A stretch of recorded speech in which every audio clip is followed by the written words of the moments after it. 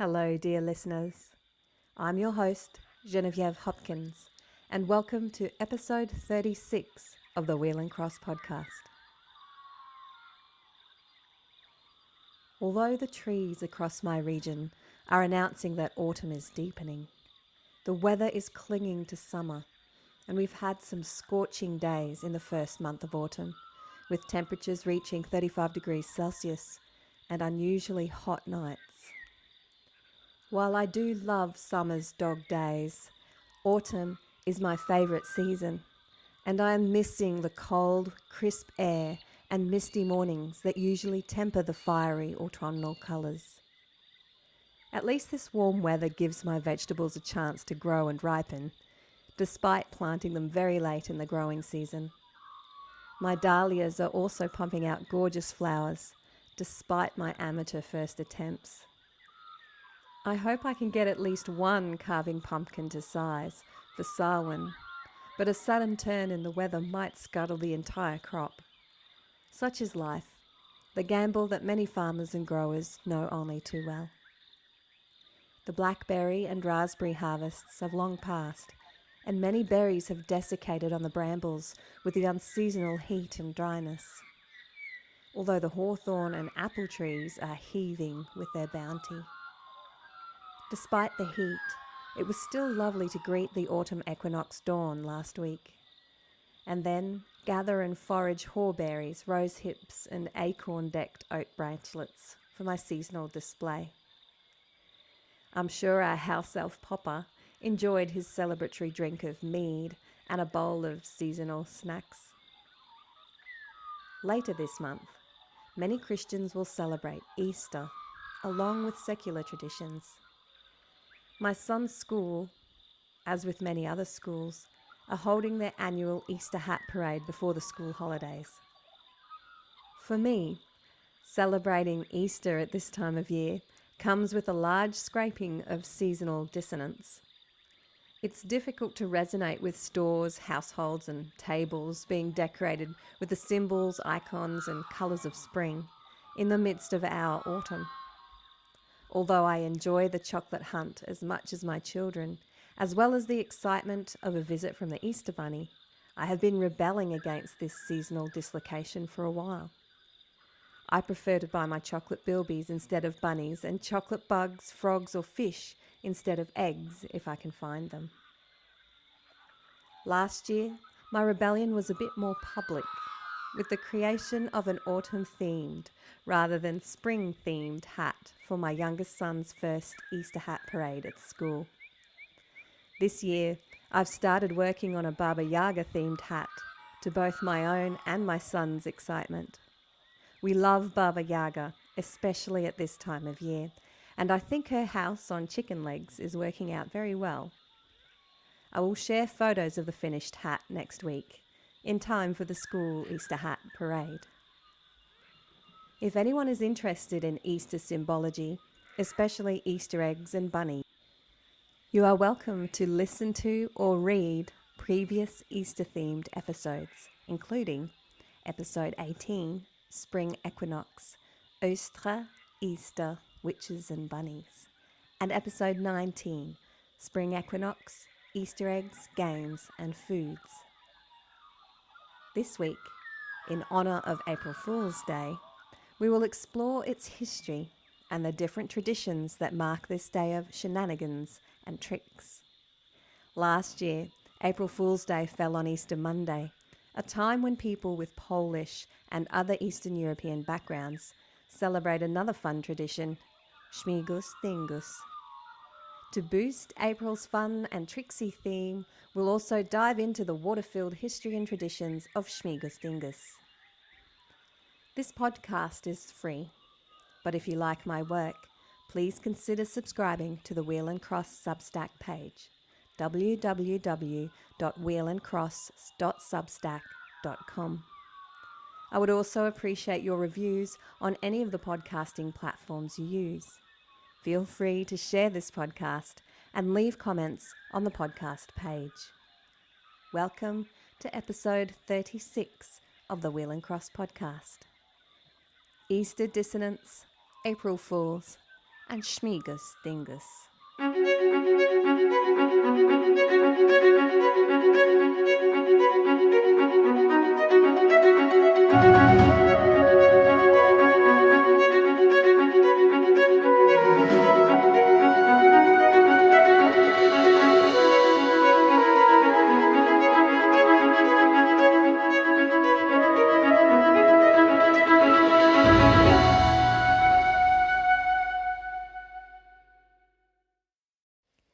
As always, I would like to acknowledge the custodians of these lands on which I work and live in Australia's capital region, the lands of the Ngunnawal and Ngambri people, and I pay my deep respects to their elders past and present, and to all First Nations and First Peoples across Australia. April Fool's Day, celebrated on April the 1st, is a day dedicated to light-hearted pranks across the Western world. Its origins, however, remain a mystery. The most widely accepted theory traces April Fool's Day back to 1582, when France transitioned from the Julian calendar to the Gregorian calendar. Those who failed to realise that the start of the new year had shifted to January 1st and continued to celebrate it during the end of March, became the targets of jokes and pranks. Another theory for the origin of April Fool's Day points to the ancient Roman festival of Hilaria, celebrated at the end of March, where people would dress up in disguises and mock one another.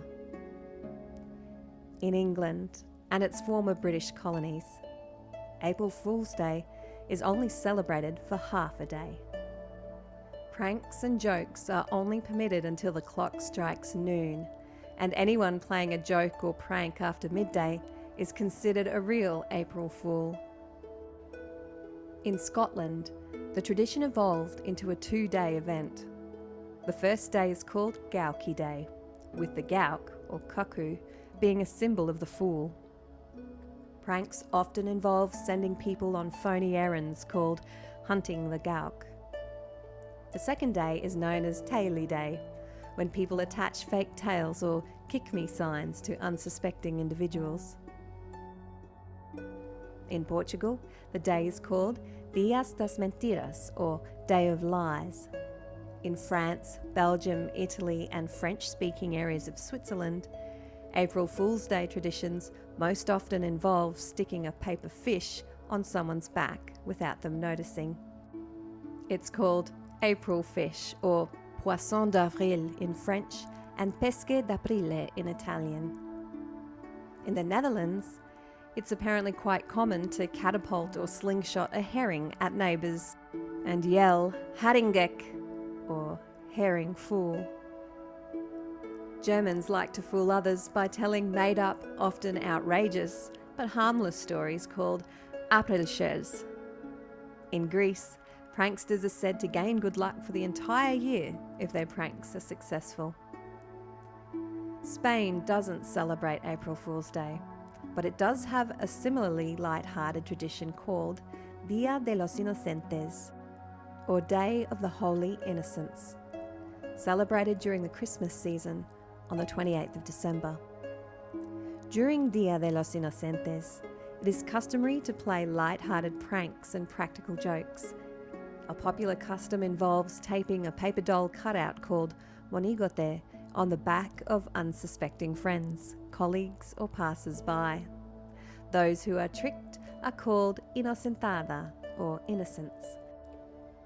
In more recent times, media outlets and well-known brands often participate in April Fool's Day pranks by broadcasting outlandish stories to trick their audiences or customers.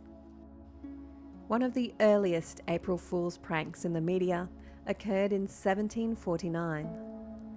A London newspaper advertised an extraordinary event where a man planned to contort himself into a wine bottle and serenade the audience from within, amongst other astonishing feats.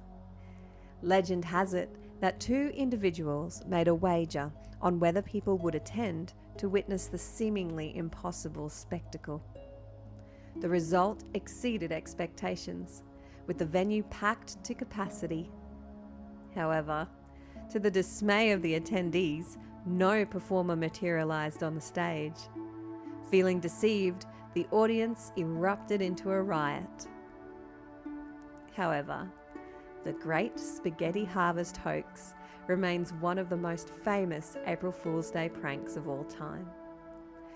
Orchestrated by the globally respected and usually serious BBC in 1957, it featured a family in Switzerland harvesting spaghetti from trees, exploiting the public's unfamiliarity with the food, which was not widely eaten in the UK at the time. The hoax was so successful that many viewers contacted the BBC for advice on growing their own spaghetti trees. Please do yourself a favour and watch the short BBC documentary and the accompanying article. It's so well worth it. The BBC also unknowingly participated in an April Fool's prank in 1976, when their radio network reported on British astronomer Patrick Moore's Jovian Plutonian gravitational effect. Moore claimed that at 9:47 a.m. on April the 1st, an alignment of Jupiter and Pluto would temporarily reduce Earth's gravity, allowing people to feel a floating sensation if they jumped at the exact right moment. The hoax was successful, with many people calling into the BBC to report they felt the effects. Śmigus Dingus is a Polish tradition celebrated on the Monday and Tuesday following Easter Sunday, also known as Dyngus Day. It involves the playful custom of dousing others with water, often using buckets, plastic bottles and water guns, or even dunking people in rivers, ponds and cold baths. People of all ages participate in light-hearted water fights, symbolically washing away the sorrows and hardships of the past year, and welcoming the arrival of spring with renewed energy and vitality. Men traditionally drenched women on the Monday, and women did the same to men on the Tuesday. Many scholars believe the custom of Śmigus Dingus has pre-Christian roots related to the spring equinox and water's symbolism of rebirth, renewal, and fertility. Drenching people with water, traditionally newly thawed water, also symbolised cleansing away dirt and diseases. For Christians, water drenching symbolises the cleansing of the year's sins and the ritual of baptism. This custom is also an ancient form of courtship, with young men often targeting young women they are interested in as a playful way to express affection. However, it also has the potential to cause trauma for unwilling victims. An accompanying custom that has thankfully fallen out of fashion involves whipping each other's legs with pussy willow, birch, or even juniper branches. Both the water drenching and pussy willow whipping could be stopped with the exchange of a decorated Easter egg called pisanki. The name Śmigus Dingus is derived from two Polish words, śmigus, meaning to splash or pour water, and dingus, which refers to the act of shaking or striking. Historically, the tradition was practiced mainly in Poland, but it has spread to other Slavic countries and regions with significant Polish communities such as Ukraine, Slovakia, and parts of the Czech Republic. In modern times, Śmigus Dingus has become a popular and widely anticipated tradition in the Polish diaspora, with organised events and festivals featuring traditional music, dancing and food, as well as communal water fights. I hope you enjoyed this fun-filled exploration of April Fool's Day and Śmigus Dingus.